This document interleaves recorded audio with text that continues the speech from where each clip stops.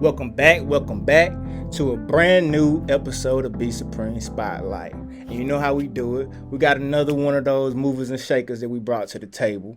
So I'm gonna go ahead and get out the way, allow my boy to introduce himself, tell the people where you from. So I go by E Cain. I'm from Sumter, South Carolina, 803. Been in North Carolina for a minute, so I guess I'm just a Carolina boy, pretty much. Hey, you from Sumter, South Carolina. For the people that don't know about Sumter, what's Sumter like? Ain't trouble. Ain't much there, but I love my city. It's it'll create a hunger in you to get up out of there or to be somebody. We got a lot of talent.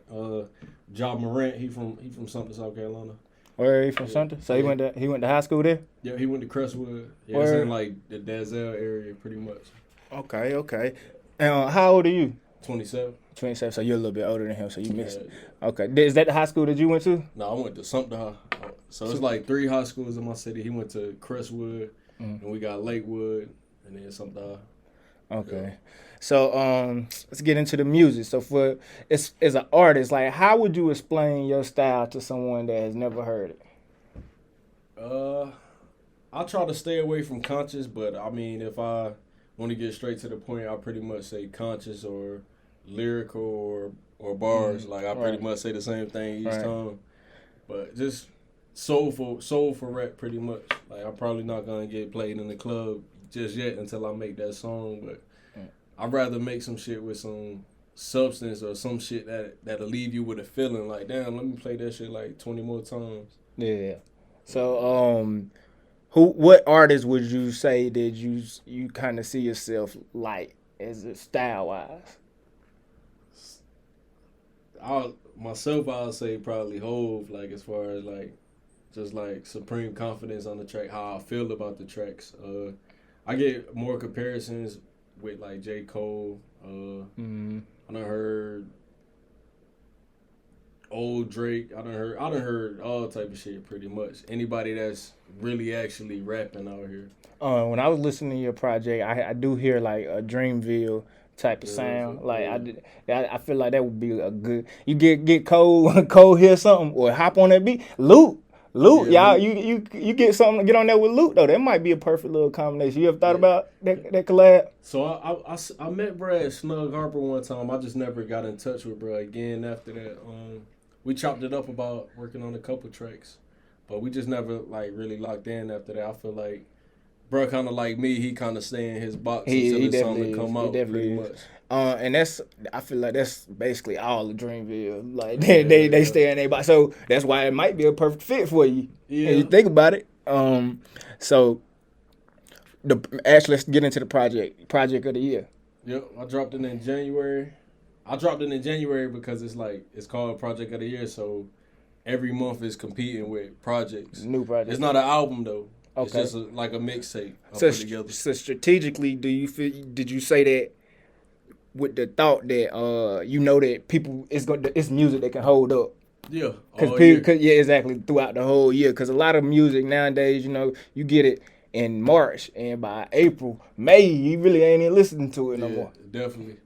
I feel like it's definitely timeless. Like I got timeless songs on there. I mean, I did all the mixing and recording and production myself, so it's like it can always get better. But I just put it out there, and then by the end of the year, you can still play the shit. You could take a break from it for like a couple months and then play it. It's not like one of them club hits or radio hits that get spun and rotate. Every time you get in the car, you hear that shit. And play it out. Yeah. My shit come in rotation. You might keep it rolling. Like, you might be driving late night. Like, shit, I'm vibing. I fuck with this. Yeah. Smooth. So what is the vision that you see for yourself? And where do you see you in 5 years? 5 years, by 2023, I've been seeing millions. Like, I don't know what it is, but I see myself having millions. I don't know how.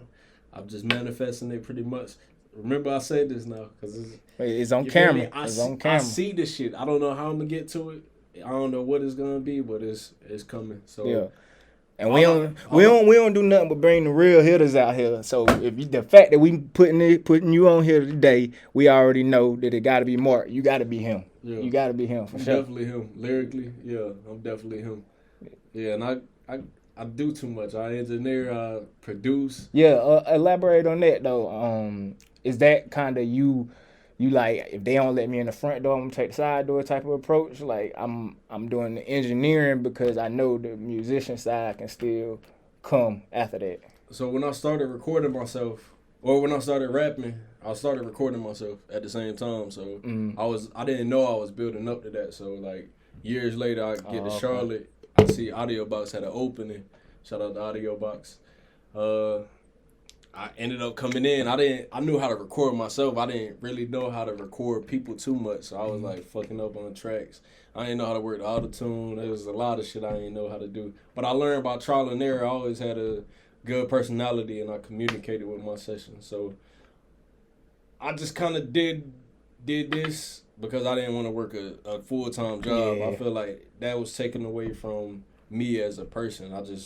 They didn't want to do shit after working a full-time job. I went to college for a little bit, but I don't feel like that was my calling either. But it's hard to be creative when you doing when you can't. It's hard to be creative when they remove you from your creativity. Yeah. So you able to stay by doing the engineering, you able to stay in the studio still. Yeah, definitely. And I've been all over the city, different studios. I just got back here on Audio Box.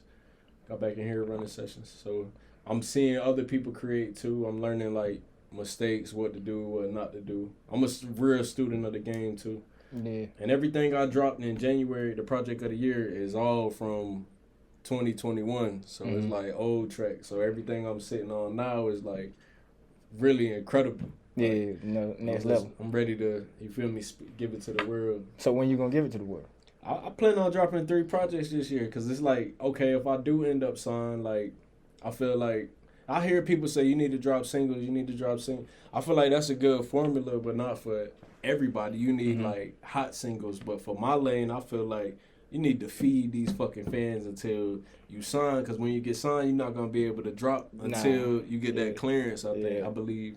But I'm going to put out like 3 projects, so when I blow up, sign, it's like all this shit is me. Yeah. And all the shit coming to me 100%. I feel like that's more when people saying like that single, and that's okay, but I think that's more so like the viral type of approach. Like you trying to hit one song and then you can go and keep going, as opposed to like the approach you saying where you build your catalog. So now when you sign, all your fans can go back and listen to all that old stuff. Yeah. That's money you about to make. It's like the baby. Like baby was putting in a lot of work. So when he signed, you can go back and listen to the tapes that was already put out there. So it was there for him. 100% of it too. Yeah. So is there anything else you want to leave the people with?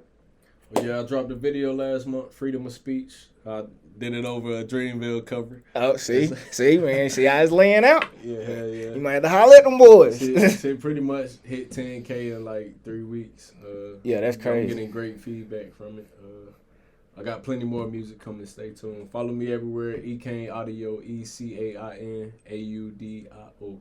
Yeah, tap in on my boy. I appreciate you coming through, bro. Appreciate and when the tape drop again, we'll have you on here again. You family from now on. Let's go. Appreciate it. Love. I appreciate y'all tuning in. Keep it in the streets. Alright, so best like first, like when I like start making the beat and shit, you feel me? I'll go find me a little loop for real. Like I use loops most of the time and shit. So I'll go find me a loop. You know what I'm saying? I try to keep to like either 1 loop maker or like 2 loop makers on the beat. You feel me? Like really, I try to keep it at 1, but if it's 2, it's okay. You feel me? Because it's 3 people on the split, so it's cool.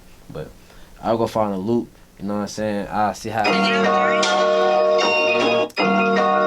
find something. You feel me? Like I'm on a different type of time right now. You feel me? So I'm trying to make something that's gonna go. You know what I'm saying? So I'm gonna find me like a hard loop. Something real hard. You know what I'm saying? Once you find that, you feel me? Then you know what I'm saying, I'll start messing with the drums. You know, I'm starting my hi-hats. Hi-hats is simple. You know what I'm saying? Real simple hi-hat pattern with a little bit of sauce. You know what I'm saying? Bring in my snare. Bring in my kick. You feel me? Bring in an open hat.